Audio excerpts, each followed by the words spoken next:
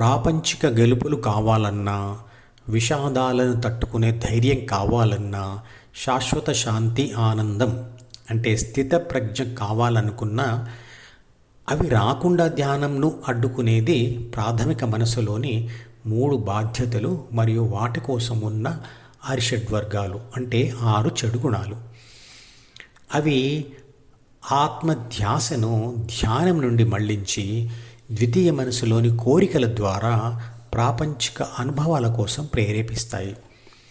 పదార్థ ప్రపంచానుభవం వేరు, ఆత్మానుభవం వేరు.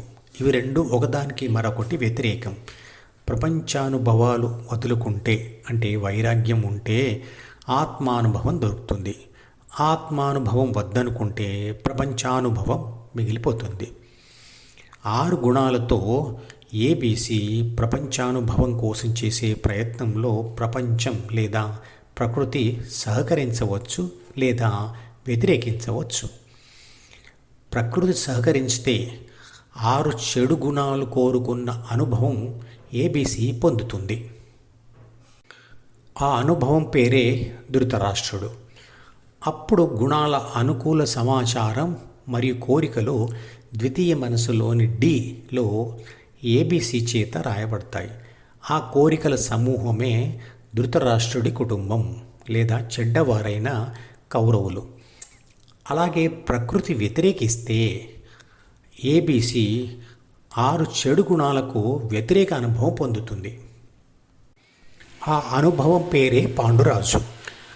ఆ గుణాల వ్యతిరేక సమాచారం మరియు కోరికలు ద్వితీయ మనసులోని డిలో ఏబీసీ చే రాయబడతాయి. ఆ కోరికల సమూహమే మంచివారు అయిన పాండురాజు కుటుంబం లేదా పాండవులు. పుట్టినప్పటి నుండి ఆత్మకు గుణాలు శత్రువులు కాబట్టి ఆ శత్రువులకు వ్యతిరేక కోరికల సమూహమైన పాండవులు ఆత్మకు మిత్రులే. ధ్యాన కోరిక కూడా పాండవుల గ్రూపుకు సంబంధించినదే.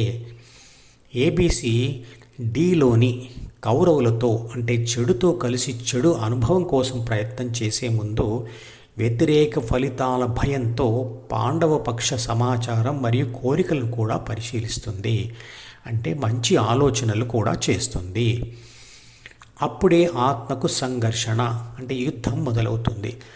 కౌరవుల వలన కలిగిన కోరికతో చేసిన ప్రయత్నంతో ఆత్మకు విషాదం కలిగినప్పుడు ఆత్మ పాండవుల గ్రూపులోని ధ్యాన కోరికను చదువుతుంది అంటే పట్టుకుంటుంది.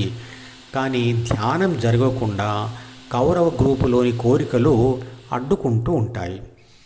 ఈ విషయాన్ని ఒక ఉదాహరణతో వివరిస్తాను.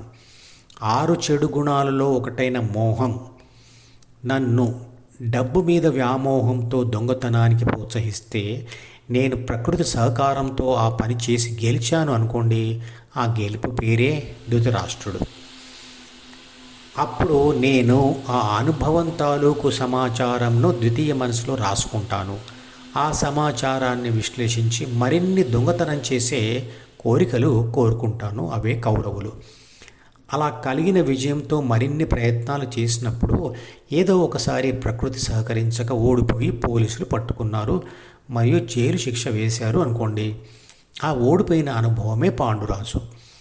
అప్పుడు దొంగతనం చేస్తే పట్టుపడితే ఇలాంటి శిక్ష ఉంటుంది అనే సమాచారం అంతా నేను ద్వితీయ మనసులో రాసుకుంటాను.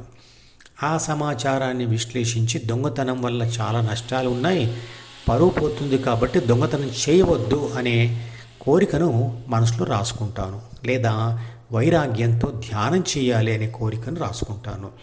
ఆ కోరికలే పాండవులు. ఈ రెండిటి వల్ల ఘర్షణ లేదా యుద్ధం జరుగుతుంది.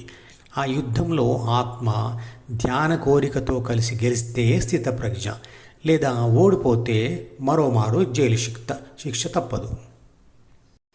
ఈ మధుపదం యూట్యూబ్ ఛానల్ వీడియోని సబ్స్క్రైబ్ చేసి గంట గుర్తును నొక్కి ఆల్ని సెలెక్ట్ చేసి ప్రతిరోజు యూట్యూబ్ ఓపెన్ చేసి అడుగున ఉన్న సబ్స్క్రిప్షన్ బటన్ నొక్కితే అన్ని లేటెస్ట్ వీడియోలు చూడవచ్చు.